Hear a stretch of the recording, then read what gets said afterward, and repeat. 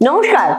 জাগরণী মিত্র reiki training centre আজকে 25 বছরে যেমন অতিক্রম করছে, পরিপূর্ণ করছে, সেরকম জাগরণী মিত্র রেকি ট্রেনিং সেন্টার একা আমাকে নিয়ে নয়, কিন্তু আমাদের ইনস্টিটিউশনে প্রচুর হিলার্স রয়েছে যারা তাদের রেকি শিখে এটাকে সাইড প্রফেশন হিসাবে ইউজ করেছেন, এবং যারা একেবারে শয্যাশায়ী পেশেন্ট তাদের বাড়ি গিয়ে ট্রিটমেন্ট করে আসেন।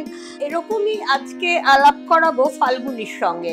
ফাল্গুনি সেই 2000 সাল থেকেই অ্যাজ আ হিলার আমাদের ইনস্টিটিউশনে সাইড প্রফেশন হিসাবে কাজ করছে। কখনোই এটা ওর একদম মানে এটাই প্রফেশন এরকম যেমন হয়নি, তেমনি এমনও কখনো হয়নি যে ফাল্গুনি কোনো ট্রিটমেন্ট করছে না। যে কোনোভাবেই হোক বহু ভিআইপি ট্রিটমেন্ট ফাল্গুনি পেয়েছে, এবং ঠিক এমন ভাবেই ওর হতো, ঠিক মানে এবার ওকে ট্রিটমেন্ট দিতে হবে, ওর একটা স্লট খালি হয়েছে, দেখা যাচ্ছে কোনো ভিআইপি ট্রিটমেন্ট চাইছেন, তার ওইরকম সময়টাই দরকার। এইভাবে ও কিন্তু অনেক ভিআইপি কে ট্রিটমেন্ট করতে পেরেছে। আজকে ফাল্গুনির এক্সপিরিয়েন্সটা আমার মনে হয় আমার দর্শক বন্ধুদের জন্য খুব ভালো লাগবে। ফাল্গুনি কোন কোন ভিআইপি মানে ট্রিটমেন্টের লাইফটা কেমন, নিজের ক্ষেত্রে রেকির উপকারটা কেমন? রেকির সাথে পরিচয় 1999 সালে। তো তখন শুধু শিখেছিলাম নিজের জন্য। আমার নিজের সমস্যার মধ্যে সেপটিক টনসিলের সমস্যায় ছোটবেলা থেকে আমি খুব ভুগতাম। তো রেকি শেখার পরে ওটা যেন ভ্যানিশ হয়ে গেল। তারপর পরবর্তীকালে দিদি বিভিন্ন রকম কোর্স করালেন এবং ইনস্টিটিউশন আমাদের হলো। সেই 2000 সাল থেকে আজ অব্দি এই ইনস্টিটিউশনের সাথে আমি জড়িত এবং অনেক ট্রিটমেন্ট করেছি। তার মধ্যে ওই যে দিদি বললেন যে সমস্ত ভিআইপি ট্রিটমেন্টগুলোই যেন আমার জন্য রেডি থাকতো। তার মধ্যে যাদের কথা না বললেই নয়, রবীন্দ্রসঙ্গীতের খুব স্বনামধন্য শিল্পী শ্রাবণী সেন, ওনাকে আমি রেকি করেছিলাম এবং অনেক দিন। এবং আমার খুব ভালো মনে আছে ওই সময় জাস্ট আমার বিয়ে হবার মানে একদম বিয়ের কাছাকাছি। তো ওই সময় আইবুড়ো ভাতও উনি আমাকে খাইয়েছিলেন এবং আমি এবং আমার হাজব্যান্ড দুজনেই ওনার বাড়িতে যেতাম, রেকি করতাম। ওনার অনেকগুলো সমস্যা ছিল যা থেকে ওনাকে রিলিফ দেওয়া গেছিল।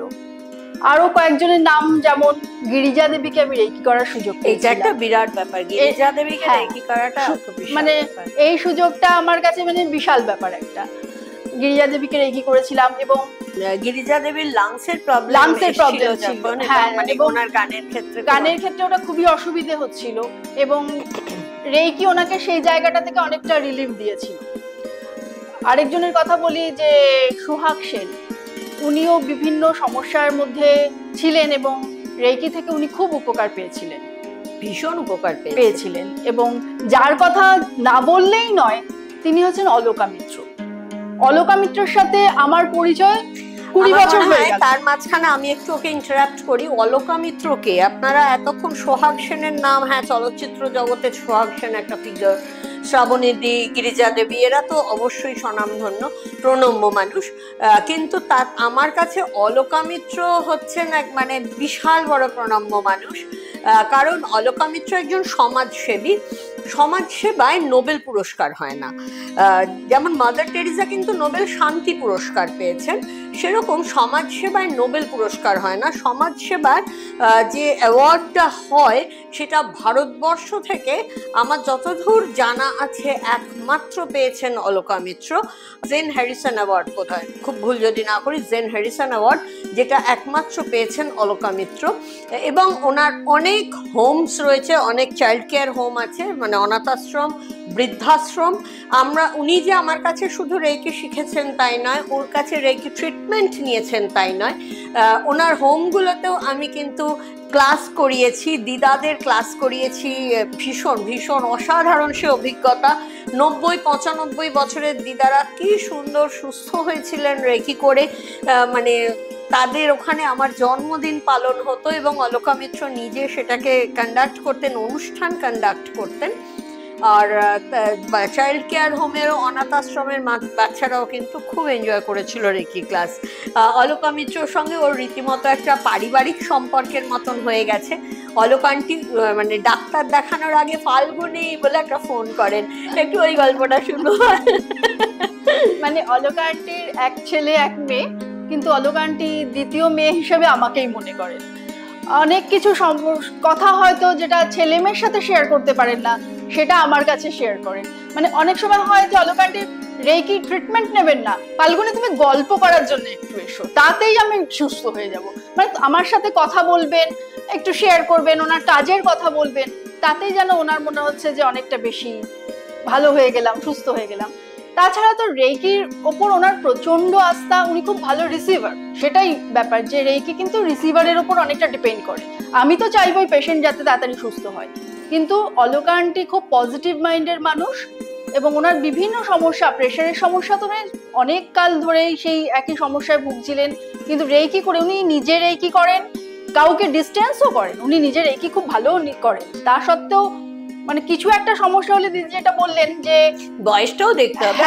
এখন উনি 85 বয়স হয়ে গেছে, কাজে একটু একটু লাং কনজেশন হলো, একটু ইউটিআই প্রবলেম, এগুলো এখন যেগুলো রেকর্ড করছে, তখন কি আর নিজের রেকি করতে ইচ্ছে করে? তখন মনে হয় একটু সাপোর্ট নি, সেই সাপোর্টের জন্য সব মানে আমার হোয়াটসঅ্যাপটা চেক করলে আপনারা দেখতে পাবেন যে অলোকা আন্টির সাথে কনভারসেশন আমার প্রায় প্রত্যেক দিনই হয়। কেমন আছেন আন্টি, এই এই সমস্যা, তুমি প্লিজ একটু রেকি করে দাও। আমার এই কর্মকাণ্ড আমি না থাকলে কি হবে, কিন্তু আমাকে তো সুস্থ থাকতে হবে, তার জন্য রেকি। উইমেন সেন্টার লিঙ্কের কর্ণধার অলোকা মিত্র, যিনি রেকির ওপর এতটাই ভরসা রাখেন, এবং আমরা খুব শিগগিরই ওনারও একটা ভিডিও ক্লিপিংস নিয়ে আসব। আর ফাল্গুনির আর কোন ট্রিটমেন্টটা, ভিআইপি ট্রিটমেন্ট ছাড়াও এমন কোন ট্রিটমেন্টটা সব থেকে চ্যালেঞ্জিং মনে হয়েছিল এবং ভীষণ ভালো সাকসেস এসেছিল? একটা ছোট বাচ্চাকে রেকি করেছিলাম, বাচ্চাটা কথা বলতে পারতো না আর কি। তো ওই বাচ্চাটার সেরিব্রাল পলসি বাচ্চা, তো ওর মা রেকি শিখেছে এবং আমাকে দিদি বলেছিল যে কিছুদিন ওকে সাপোর্ট দেওয়ার জন্য, রেকি করার জন্য। তো ট্রিটমেন্টটা আমরা যখন রেকি করি চোখ বন্ধ করে কনসেন্ট্রেট করে রেকি করতে হয়, কিন্তু ও আমাকে চোখটা বন্ধ করলেই চড় চাপড় এরকম আমার কাছে আসতো আর কি। তো ঠিক আছে, এইভাবে কি করে তাহলে ট্রিটমেন্টটা করবো কি করে? তো আমাদের সেকেন্ড ডিগ্রিতে একটা প্রোগ্রামিং রেকি শেখানো হয়, তো আমি প্রোগ্রামিং করে যেতাম। আমি যতক্ষণ সময় ওকে রেকি করব, ও সেই সময়টুকুনি অন্তত ঘুমোবে, মানে ট্রিটমেন্টটা যাতে ও রিসিভ করতে পারে। তো এইভাবে আমি ওকে ট্রিটমেন্ট করি। তো উইদিন 21 ডেজ ওর মা শেয়ার করেছিল, এবং তখন দিদি সৃষ্টিতে চ্যানেলে বলেছিলেন, ওর মা ওইখানে ফোন করেও বলেছিল যে এই প্রথম মা ডাকটা শুনলাম 7 বছর বয়সের বাচ্চার কাছে। আমার এটা ভীষণ ভালো লেগেছিল যে আমার দ্বারা নয়, অবশ্যই রেকির দ্বারা একজন মা তার বাচ্চার কাছে মা ডাকটা প্রথম শুনলো, এটা আমার কাছে ভীষণ ভালো লাগলো। এবং তারপরে আস্তে আস্তে উনি নিজেই টেক ওভার করেছিলেন ট্রিটমেন্টটা, বাচ্চাটা এখন ভালো আছে, নর্মাল লাইফে আছে। এটা অনেকটাই পাওয়া আমার। অনেক ক্যান্সার পেশেন্টও ট্রিটমেন্ট করা, অনেক ক্যান্সার পেশেন্ট ট্রিটমেন্ট করেছি। তারপর যার কথা বলা হলো না, দীপঙ্কর আঙ্কেল, হ্যাঁ হ্যাঁ হ্যাঁ, উনিও ভিআইপি, অবশ্যই ভিআইপি। ওনারও স্পিচ একটু প্রবলেম ছিল, তো ওনাকেও আমরা রেকি করেছিলাম। সেরিব্রালের পরে অনেকেরই স্পিচ প্রবলেমের ট্রিটমেন্ট হয়, বা সেরিব্রালের পরে কারোর অঙ্গ যেটা হয় রাইট সাইড বা লেফট সাইডে জোর কমে যায়, কথা পরিষ্কার থাকে না, সেই রকম যে ট্রিটমেন্টগুলো হয় সেগুলো তো খুব ভালো মানে রেজাল্ট দেখা যায়, যেমন ও যেটা বলছে। শারীরিক এবং মানসিক ট্রিটমেন্টের মধ্যে কোন ধরনের ট্রিটমেন্ট সহজে সারে বলে মনে হয়? আসলে শারীরিক রোগটা তো মানসিক প্রবলেমের থেকেই আসে, সে কারণে সবকটাই ওই একটার সাথে একটা রিলেটেড। শারীরিক সমস্যাটা যেটা মেজার করা যায়, কোনো টেস্ট করে বোঝা যায় যে তার সুগার লেভেলটা কমলো কিনা, সে মানসিক প্রবলেমের ক্ষেত্রে সেটা যদিও আমরা করতে পারি না, কিন্তু ওই পেশেন্টের কাছ থেকে তার সাথে কথা বলে, তার সাথে কিছুটা বন্ধু হয়ে গিয়ে রেকি করে, কিন্তু তাকে, যেমন শ্রীময়ীকে আমি যখন রেকি করেছিলাম, ও প্রচন্ড মানসিক সমস্যার মধ্যে ছিল। তো আজকে কিন্তু শ্রীময়ী আজকে অনেকটাই ভালো আছে, বলে শ্রীময়ী তো নরমাল লাইফ করছে, বিয়ে হয়ে গেছে। হ্যাঁ, সেখানে বলা যেতে পারে যে দুটোই, শারীরিক সমস্যাও যেমন রেকি দিয়ে ভালো করা যায়, মানসিক সমস্যাও সাইমালটেনিয়াসলি করা যায়। তবে শারীরিক সমস্যাটার রিপোর্ট আমরা দেখাতে পারি যে দেখুন, এই আপনার সুগার ছিল, 21 দিন ট্রিটমেন্ট করলেন, এইখানে নেমে গেল বা নর্মালে আসলো। কিন্তু মানসিক সমস্যাটা সে মেজার করতে পারি না, কিন্তু মানসিক সমস্যাও রেখে দিয়ে ততটাই সুস্থ করা যায়। ফাল্গুনিকে নিয়ে আরো একবার অন্য কোনো এপিসোডে ফিরবো। আজ আসি, নমস্কার।